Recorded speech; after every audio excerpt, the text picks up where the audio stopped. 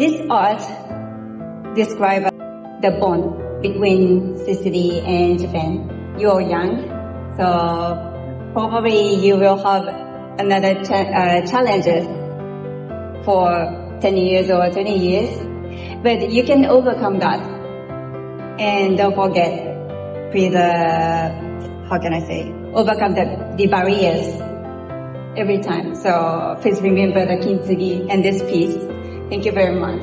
Thank you.